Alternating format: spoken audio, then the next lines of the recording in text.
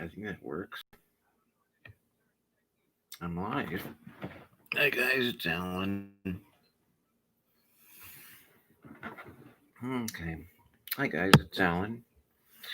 We're Nielsen, and I got this one called um, for targeted individuals on v2k, which is voice to skull technology. And I wanted to do one on a tie-in with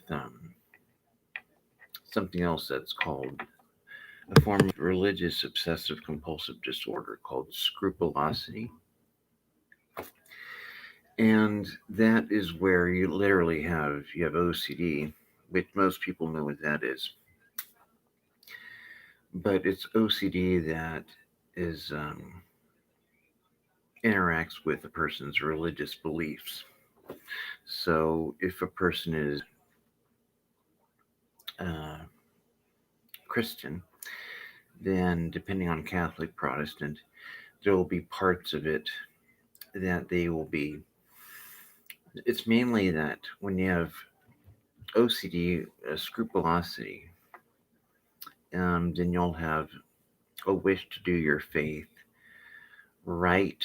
I mean, like if you believe, being very devout, being very um, faithful in practicing your faith. Um, like if you remember a verse about being perfect or doing something, then a person can do the same repetitive ritual. Maybe it's bowing or saying a prayer 7 times or 3 times or tapping something 3 or 4 times, magic numbers. And hey, Birgit, hello. That's right. I forgot about this thing had but it's good to see you. And having this type of like targeted OCD, well, scrupulosity is like if you're worries about are you doing it the right way? Like if you're Catholic, if you drop the communion wafer, someone might think, well, you're actually dropping the body of Christ or something like that, or it's doing it the right way, making sure everything is done the right way in a perfectionistic way. And it's almost like, or if you're raised even Pentecostal or charismatic, the idea that if you have a personal relationship with Christ and if you love Christ, then obviously you don't want to hurt him, hurt his feelings, almost like like your neighbor. So you don't want to do something that could be viewed as a sin, as if it was hurting his feelings. I mean, literally, that's how the feeling of personal relationship is. Well, if you love someone, you obviously don't wish to hurt their feelings. And so that is taken very, you know, you memorize scripture, like which is the right, um, memorizing sermon on, in my case, a Sermon on the Mount. Um, Blessed are the whole Beatitudes. And normally people with religious OCD, scrupulosity, scruples, Latin for a sharp stone, like it's pricking your conscience, like a stone that's in your shoe where you're walking in it, keeps on pricking your conscience. Um, but it's wanting to do everything just right and perfect.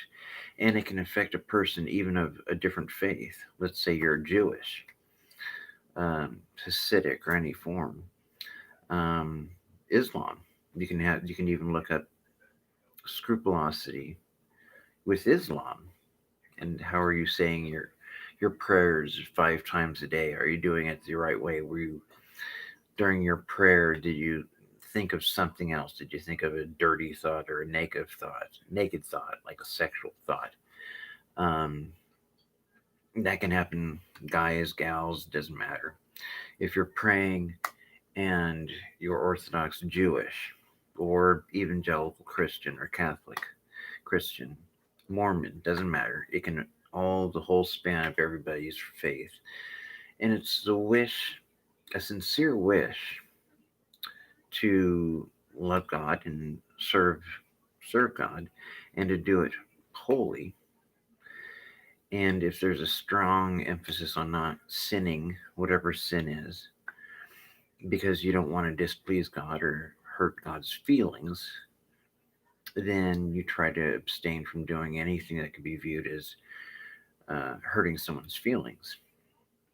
Um, or it could be even hurting other people's feelings, like do unto others. So you're always um, putting yourself at the bottom, like the least shall be the greatest type thing. So it's always purposely trying not to be proud, trying purposely to be humble. And in some places, if it gets to such a degree, it can almost take on a masochistic, he must increase, I must decrease, carrying the cross, and we've all seen people that do that to where it's almost like something from the medieval century, the medieval period where they're literally whipping themselves in the back. Now, people in today's, at least America, they don't do that, but some Latin American countries where they actually do have the actual a redoing of the crucifixion scene with an actor, and they actually do the whole gamut. I mean, it's a spectacle to watch, but for the people that are involved in it, it's a very real, significant issue, very sincere in their heart. But in your everyday life, it's a horrible way to live. And the thing is that if again the main there's that's I think that's two of the main things is that with OCD, guilt, making a person feel guilt, whether it be about a sexual thought, and that's a big one with OCD. If you're a teenager and you're trying not to have any kind of impure thought, which if you're a human being and you're going through your teenage years, you're just going to happen. I remember in Bible college somebody telling me that they were guilt ridden because while they were sleeping, they had nocturnal emissions while they're sleeping, and they felt guilty of all things for that. So they had no control over it because they were sleeping, but they had, and it's like, so some people can literally feel guilty about anything, even when they have no control over it. So anyway, it gets, if they have all this guilt and they want to do everything perfect, um, like if they interpret Jesus saying, "Be ye perfect, as your Father in heaven is perfect." So if they interpret that verse that way, then every little falling short, even though they'll say to everybody else, "Yes, I know I'm saved by grace through faith." Um, so, but still, that wish, it's almost like it's an Arminian view of faith where if you're living a life of sin or you keep falling back, then that means that you're um, perpetually, you don't care enough to quit it or something, and that can lead a guilt trip too. So anyway, it's the main thing with OC and scrupulosity. It's a sincere wish to know God and please God according to the beliefs of Scripture. And there's also normally with OCD, and there's perfectionistic, but there's a hatred for doubt. There's a craving wish for, and who doesn't wish for that? Certainty. So a lot of times, people with scrupulosity are almost like little mini experts on their religion because they study it so much. But they hate, including myself, I hated doubt. So I'd study apologetics. And you want to go to the basics, you want to eradicate all doubt, the existence of God, the existence of the soul, proving the existence of that, proving the resurrection, proving um, inspiration of scripture, inerrancy. Um, so you start reading the Josh McDowell books, the Henry Morris creationist stuff, and then you start reading a lot of the atheist books out there too, just because it's almost like viewed because you want to be around it and know what other people think. Um, but it's just you want to get rid of all the doubt. I'd say if you really want to get rid of the doubt, um, as a person who has studied atheism and as if at first, as if they were the enemy. But then I started liking a lot of their writings and agreed with a lot, but I just think they're wrong on the fine tuning argument. And I think that's a real solid proof. And Richard Taylor's, the philosopher's argument on design in his book Metaphysics. Just look at Metaphysics, Richard Taylor on design. And for a very simple thing that I think would prove the existence of the soul, the spirit, ghost in the machine, just look up the free will. Just use your own noggin for 5 or 10 minutes. And if you're just monistic, you have your brain, your nervous system, let's just see if it allows for people to have free will, choice.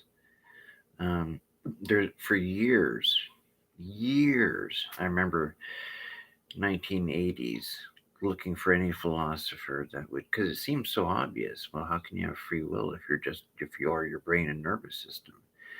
It would seem like something would have to kick out strongest, and whatever is the strongest thought, temptation, impulse, you would have to go along like smoke from a fire. Whatever your brain puts out there, that's you.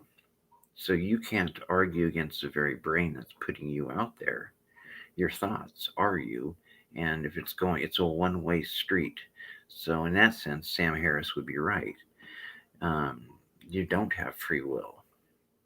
And it's difficult because Christianity has got different types of fashions. There's Calvinism, and traditionally Orthodox Christianity has been more of a monistic because it's resurrection of the body. There's Calvinism, so that's kind of touchy with the issue of free will, but the Bible's always been about free will too, always had it. But the resurrection of the body, but there are some verses that talk about the immortality of the soul, so it kind of at some places it teaches that, but I would argue for a dualism. Anyway, I'm going off on a different area here. If you believe in free will, I think it's a real easy, right down the line, that as a materialist, you have a very hard, if not impossible, and I actually believe impossible, way to have free will if you're a materialist. It's an old argument, but it hasn't really caught much attention, not until the last 20, 30 years in everyday culture. Sam Harris has got a great little book on it. But if you have two issues that really are a real thing of contention that I think are stronger on the theistic, religious side, it's fine tuning and the free will showing dualism. It's such a strong argument. Um, the free, I believe the soul, um, even Paul Kurtz in the Transcendental Temptation wrote on the soul. It's not plenary quotation, but he even wrote there have been many non-dualistic approaches, and he just simply admits, and he was the writer of the Humanist Manifesto 1 and 2, and he simply says many of our non-dualistic monistic theories have come about epiphenomenalism or epiphenomenon, identity theory, but none of these seem to suffice.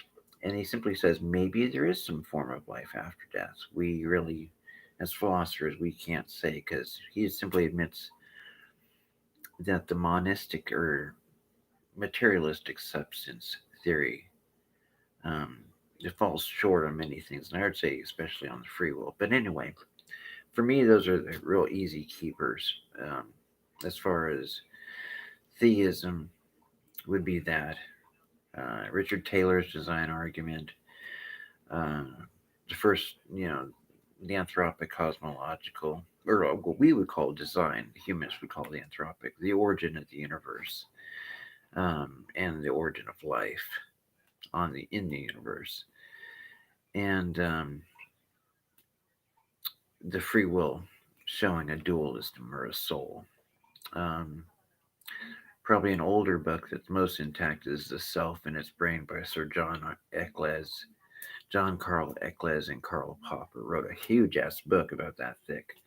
It's funny because I said huge ass, but normally years ago, if you say the word ass, you might even feel guilty, like, oh, but I don't mind cussing now. But as a person who severely used to be scrupulosity, where this is going to offend God or as a sin or that kind of thing, um, yeah, I'm a lot more somewhat liberal in my approach. There's a lot of things I just simply admit.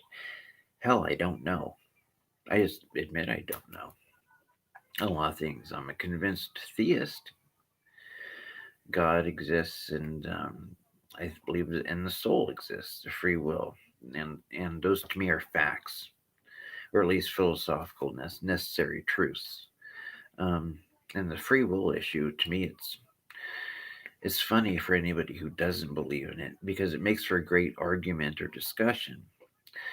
But you honestly can't go very far in your everyday life without getting angry at somebody in the newspaper or on the news for because robbing a bank, killing somebody, because you automatically not just assume, well, why did that person do this? They could have done otherwise. Um, we all internally we know it, even though we don't have the best arguments to show it, except I think dualistic interaction. Um, but to actually live your life like you don't have free will, or anybody does it, you really can't go 5 or 10 minutes without realizing the inconsistent impossibility of everyday living that way. You can't carry a philosophical discussion about what's right or wrong. You can't talk about legal issues or the whole legal and moral framework and judicial framework is contingent upon the issue of us obviously having free will. And the issue of soft determinism versus hard determinism doesn't save you because it just is just semantics. It's just words. It still always comes down to hard determinism. Anyway, I'm going off on that tangent. So for people who have doubt, um, then that's one of the main things. Perfection, religious perfectionism, and the wish to be sincere and holy and all that kind of stuff. And getting rid of doubt. So getting rid of doubt or the evasion of any guilt and the evasion of doubt. So trying to live a holy good life and trying to live in a way where you don't feel guilt. So and living and believing in a way to where you don't have to go through the constant pain of doubt. So anyway, I said that all that there's some really good books out there. One is by Father, and I believe his name is Santa, um, Catholic priest.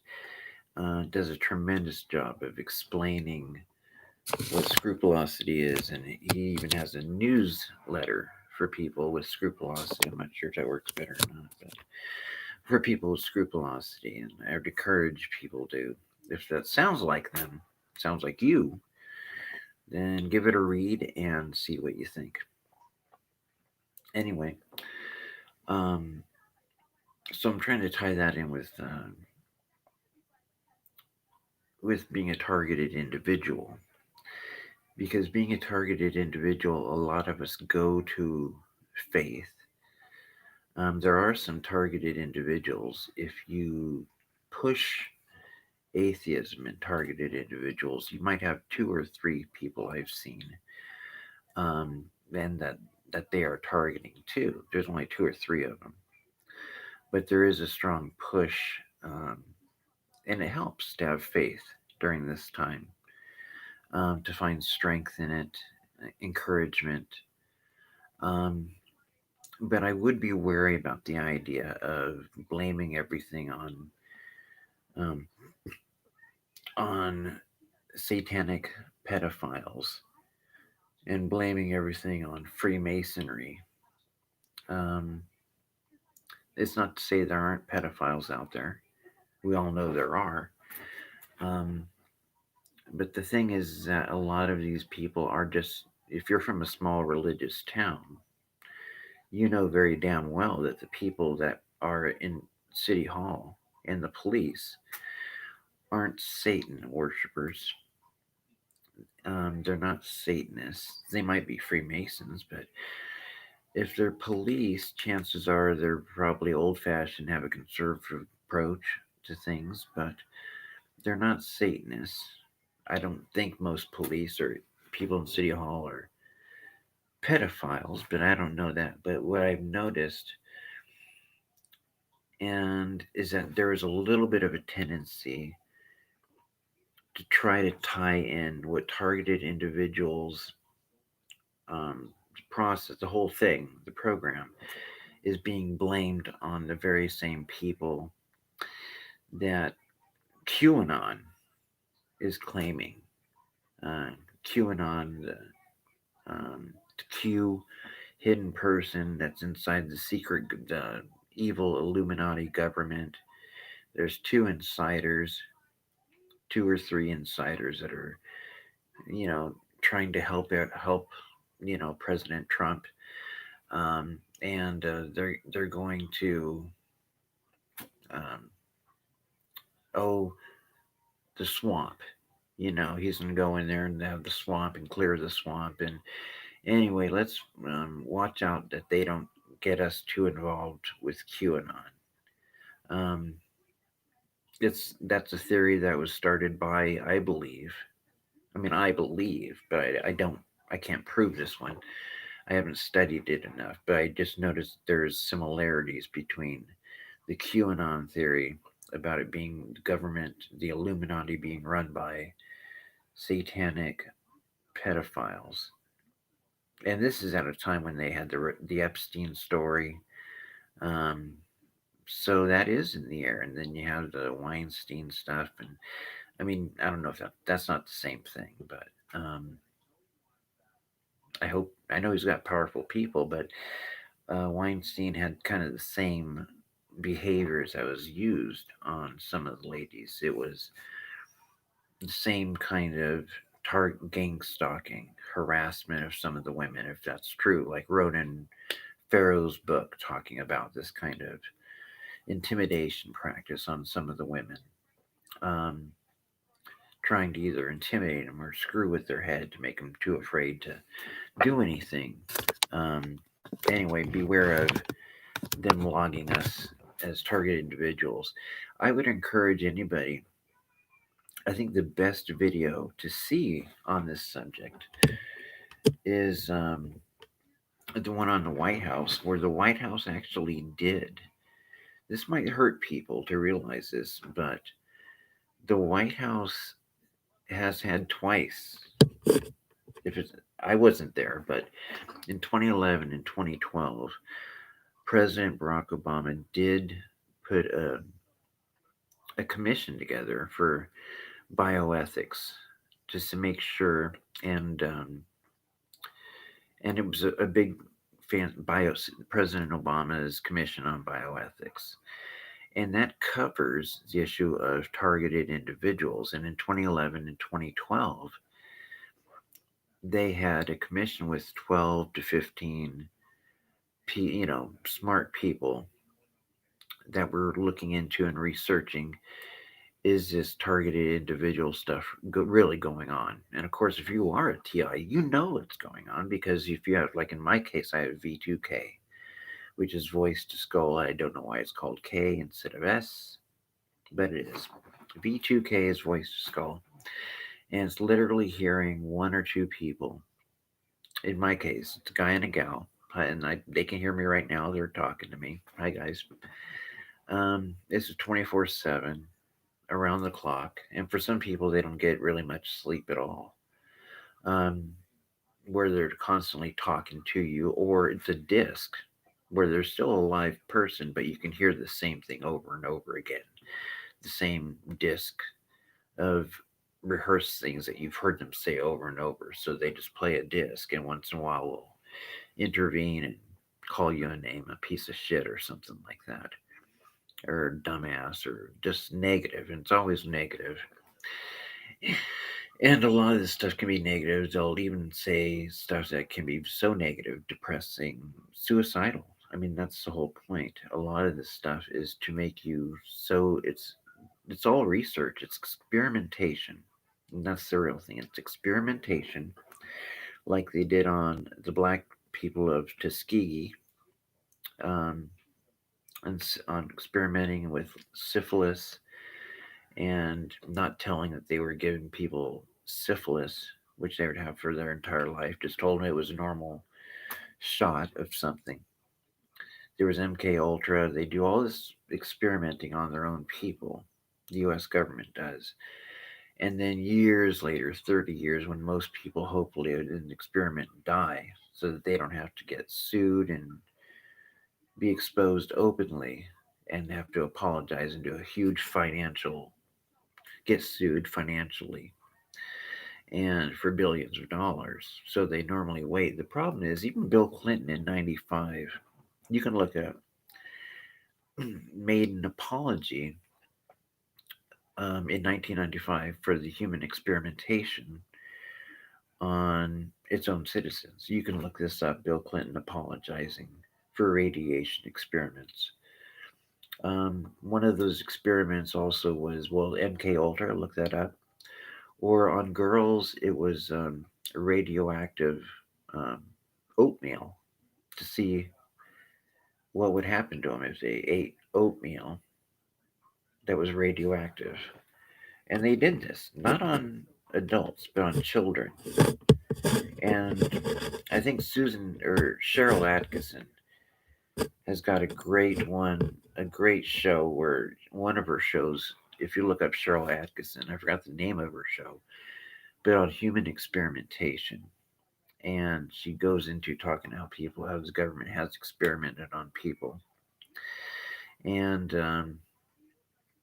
anyway, it's worth looking up. And some of them were even babies, and where the babies uh, were involved in a trial, and nobody told the parents about it, and then the baby dies, and the parents had no idea that their doctor had exposed them and put them in this trial with a medication or something, and the baby dies. And that's how bad our government is evil when it comes to experimentation and um, non, you know, they don't tell you, they don't get your consent, non consensual experimentation. Um, anyway, so that is what happens with V2K. Um, for people who are in the beginning of this or middle, it doesn't matter. Spirituality and religious faith can be a great tool. It can help you, give you strength and emotion, and guide you, give you some guidance, um, and being fellowship, being around likewise believers, um, and can be very helpful. I would encourage you to, you know, if you can find people the same beliefs, then or church or synagogue or um, mosque, doesn't matter. It literally for V2K, not V2K, but scrupulosity can affect anybody of any religion. But if you're a person also who's a target individual, it can help you a lot get through this. The only problem is that the the government will call people from the church and enlist their help to gang stalk you, to play the same games, the smirking, the negative comments. They'll do it because a lot of this is done by members of, unfortunately, some in law enforcement. Um, I don't believe all the people in law enforcement. Um, and I'm certain that the sheriffs and police chiefs that got into their job did not know that this was going to be, they didn't sign up for this. They didn't know that they were getting, this was part of the deal. But once they have their job, they get, and probably have non disclosure agreements. And if you say anything about it to the world, then their entire, years of employment's in jeopardy because it hasn't been declassified yet. And it's almost like, so they probably have to sign a non-disclosure agreement to not warn people about what they're doing. Now that's putting it in a way to make them look like, oh, maybe there's a hope that they're secretly good and they're trying to help us, but they're just hurting us and they wish they didn't have to do it. And there really hasn't been a lot of cops out there. Um, there might be some, but I think there are secretly a lot of them don't like it. My entire life in Dallas, I've always thought the police were good. I never had problems with them. So, um, and Salem too, but and then to realize that they were part of this, or at least some of them. Now, I don't know who. I have an idea, but I don't want to slander or something. But I just know some of the cops were part of it, and some in Salem as well. Anyway, it's important. This is going to get around the world. And I don't know if it's through blackmail, but the truth of the matter is, if people in these small towns or big cities, if you do go in and help the government and get money from grants by going along and doing this program, the government now has this to where um, they can blackmail you for going along with it. If you're going to do something this bad to people in your own city, town, whatever, they can use that to blackmail you. And that way they got you on a leash. And they can ruin your entire reputation. And just with that, knowing that you're part of a torture program. A torture program done for the sake of torturing a person to the point of maybe even getting them to commit suicide. Now, if you want to take a look of actual targeted individuals at the White House, you can find it on James Lico, James Lico, or 131 Kimber, or Targeted Individuals Evidence 2012, or even the government itself, bioethics.gov. And you can see all this stuff. Where in 2011 and in 2012, the government, out of pressure, finally went under Barack Obama and invited some targeted individuals to come to the White House. And 300 people wanted to speak up, but they didn't have enough time for 300 people because that's a hell of a lot of people. So, but that's worth looking into. So the government has already looked into it. They can't act like, and it's interesting because on the panel of the Commission of Bioethics, Obama looked. There's Amy Goodman, University of Pennsylvania, and one of the other experts on this Commission of Bioethics is Dr. Anthony Fauci's wife, and her name is Dr. Christine Grady. And so she's part of this too, of looking into and making sure bioethics is making sure that no abuses are happening to people through medicine, vaccines, biologics, not just medicine. So you got Dr. Fauci working on this pandemic thing, and his wife from 2009 to 2017 was with the other 12 or 13 people involved in trying to find a cure, allegedly trying to find a cure and evidence for this targeted individual program. Now, in a room of 300 people, or 300 people wanted to get up and speak, they know damn well this is going on. The problem is there was so much pressure on them that they finally did. The government, the White House, admitted, yeah, we'll have an opening and we'll allow you guys to come to the White House and issue a complaint and we'll hear what you have to say. So the cat's out of the bag. They already know. The problem is the White House and the government was part of the group that made and invented this military technology. And they know that they purposely invented and made this technology, and now they have to act like they're going to try to figure it out what's going on. Why is this evil thing happening? Well, they know it's happening because they're the ones that made it, and it's not really a secret. But now that they're opening the door, what are they going to do? Arrest themselves? I doubt it. They're not going to go and arrest their own sergeants in the military, the Army, the Navy. I mean, this was all compartmentalized. One of the doctors and scientists that helped make this stuff is Dr. Robert Duncan. And you can look him up. There's quite a lot of things out there where he talks about making this. And in all these little parts of the process, they don't know what's being made or what for. They got little parts of it, of the technology, and then another room's making this part, another room or another division of the Navy or the Army is making this part. So they're not aware of all the parts that are being made and what purpose. But once you put all these parts and groups together, then they have this v2k. Or another thing that I have is when they have something where they can probably just push a button, like a remote control, and it's like a quick little electronic punch, like a jab, just like on my body, my stomach, arms, legs. Strangely, it's going to sound nuts, and that's the whole point. Is whenever you talk to somebody or even a psychologist about this, it's designed in a way to make you sound nuts on purpose.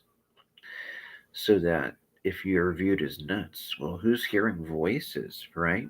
Who's hearing voices and jolts of electricity that are jolts, you know? I mean, it's designed in a way to torture and to see how much torture a person can take. And to see not just torture, but V2K, you're hearing voices.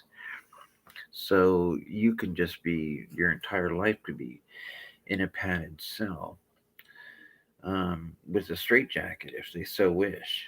The problem is there's enough people knowing about it that this program is going on, and they don't know what to do about it.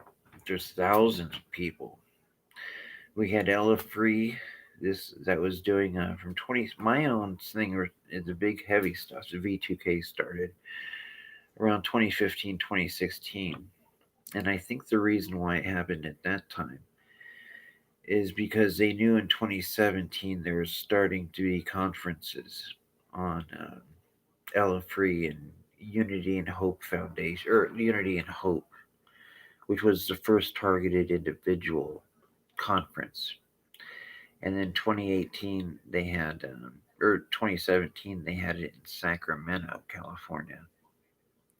And then 2018, I think it was 2018, or I might have, but anyway, after Sacramento, just last year, it was in Portland, Oregon, which is an hour away from me. I'm in Salem. Anyway, so the pressure's on, and this is happening in India, it's happening in Europe, it's happening, well, London. You can see them protesting in front of the BBC. So this is the word's getting out, and it's important to realize that I'm saying all this stuff during a pandemic, also. Um, so it's important to realize that there's a lot of us, and hopefully, if we can stay strong during this pandemic and all the fires and all that kind of stuff, once your eyes are open, you realize that they're doing this to you on purpose. Um, and I want to bring this back to scrupulosity and targeted individuals. A lot of the TIs who get this done to them will go back and wonder, what did I do? They will be made to feel shitty guilt as if they did something to deserve it. My own doctor did that to me. It's like, nobody's going to help you out of the blue. I'm thinking, oh, what the hell? What did I do? You know? And I was thinking, like, why? Well, I didn't hurt anybody ever, even my whole life. But there's this, you notice people are looking at you playing with their phone and looking at you, and like they're taking your video, your picture, doing that grinning thing, like when they walk by, look at you like, you're the joke. And then the classic talking about things only you would know about your family, your dog, because part of this V2K is remote neural monitoring. As crazy as it sounds, but they have the ability of what they call synthetic telepathy.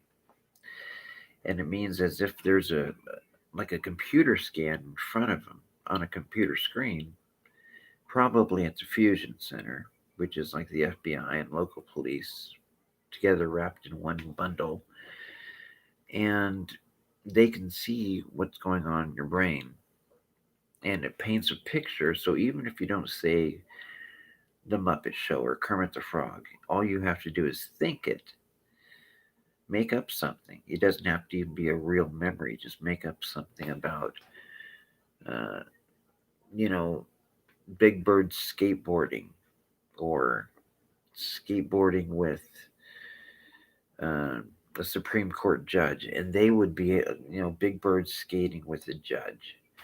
They would be able to, you don't have to say a word, they would be able to see that on the monitoring screen in front of them, and you could hear them. So it's one way. You can't read their mind, obviously, but they can through a computer screen. They can read your mind because of what we believe is to be an implant of some kind. Some don't believe it's an actual physical implant, but I myself believe that. And in my own case, I've had a side pain right here, and it's always been right here. And I mean, since I was about 18, 19, and I started taking pain medication for it, which I'm very thankful for. Um, but nobody could give me a reason. No doctor could. I went to specialists and in Portland and Salem, but nobody could tell me what it was. We're talking over 20, 30 years of going through this. And it wasn't until the V2K started happening in Dallas, Oregon. And I started looking up research and doing research and, well, what is it? And finding about V2K. And that's what they called it.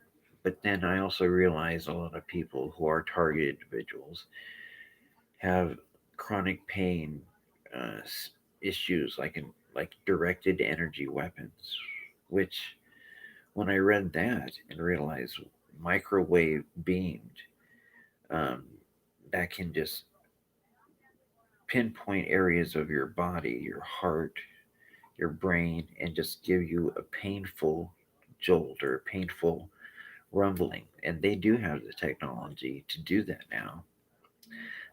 I can feel it constantly on my side. I can feel it in my, of all places, my legs, my feet, my heels.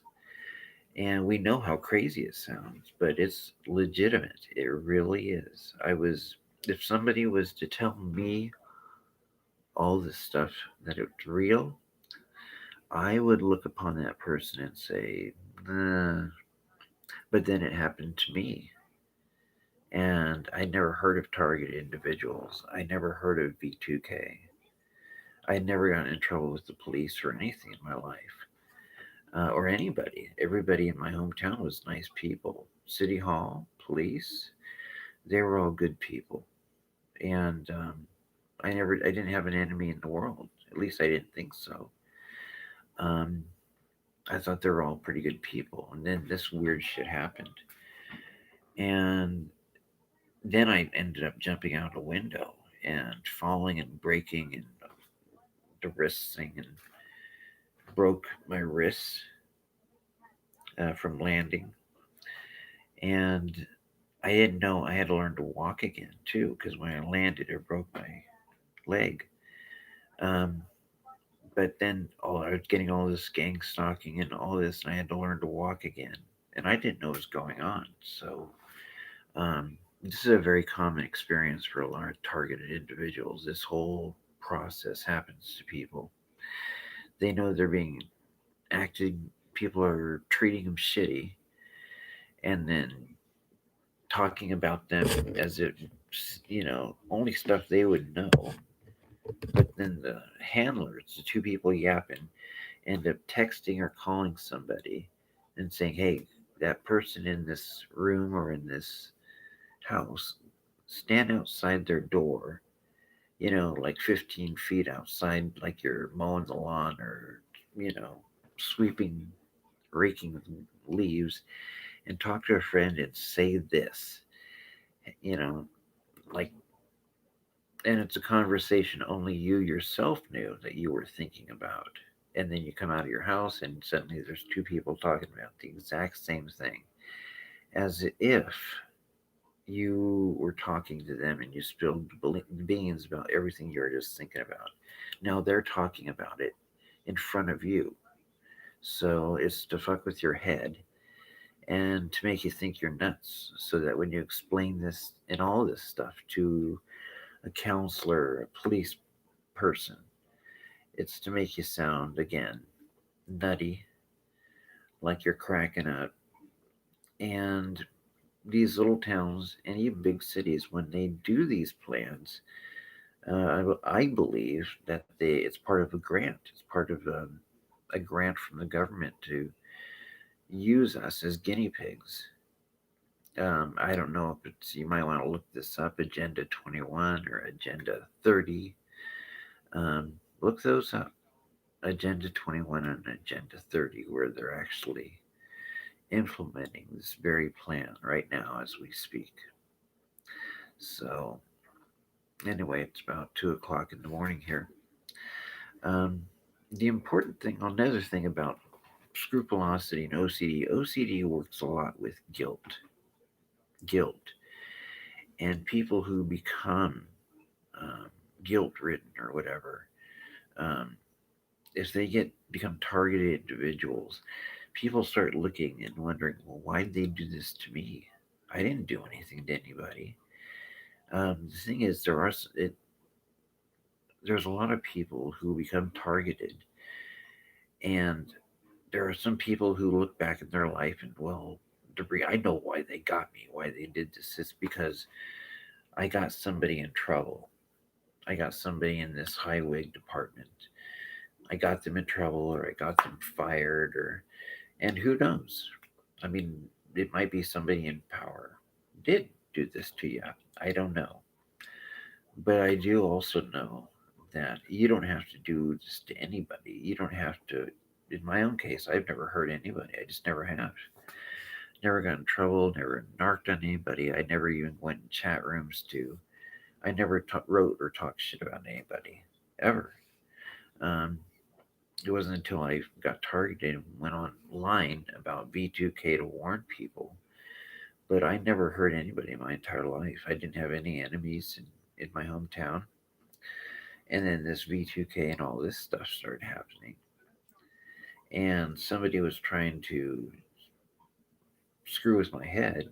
And the whole point is to get you so whacked out that you either get committed in a prison, jail, prison, or in a psych ward.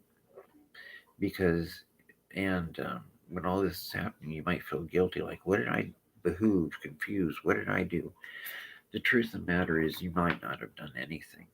But if you are a guinea pig and they've been experimenting on you for years, like in my case, since I was about 18, 19 years old, with this constant direct energy weapon, constant pain, constant, then they just want to get rid of you because I mean, it's bad. It's evidence that could be used against them if you found out that that's what that pain was, a direct energy weapon, microwave beam of some kind or something that's directed at your heart muscle.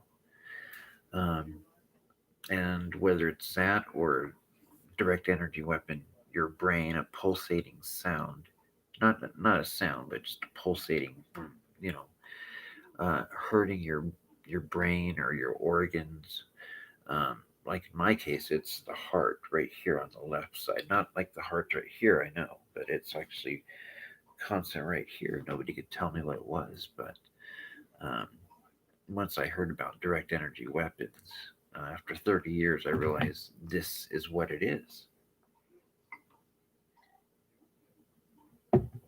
So it's good to actually have answers.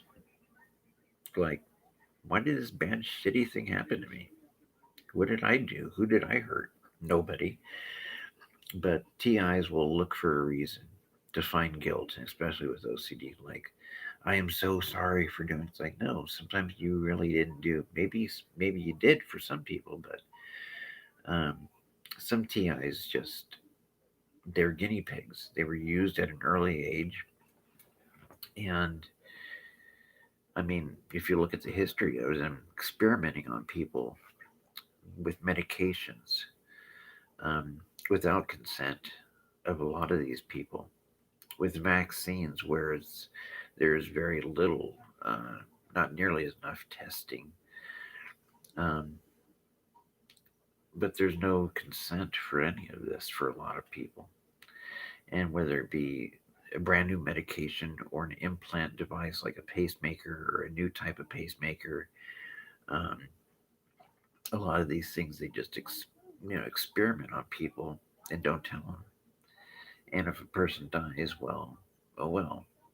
It's not like they're gonna tell the grieving family after a person dies, oh yeah, I forgot to tell you we experimented on this person and well, they're dead now, but yeah, we experimented on them without their knowledge or your knowledge or okay. They're not gonna. Those doctors won't tell you that. They're just gonna say, oh well. Anyway, it's a real issue. It's about 2 in the morning, and I'll talk to you guys a little later, okay? And we'll see. I'm getting tired. Look at myself. I'm tired. Um, we'll see what we can do. Anyway, I'll talk to you later. Okay, bye. Night. Did it work?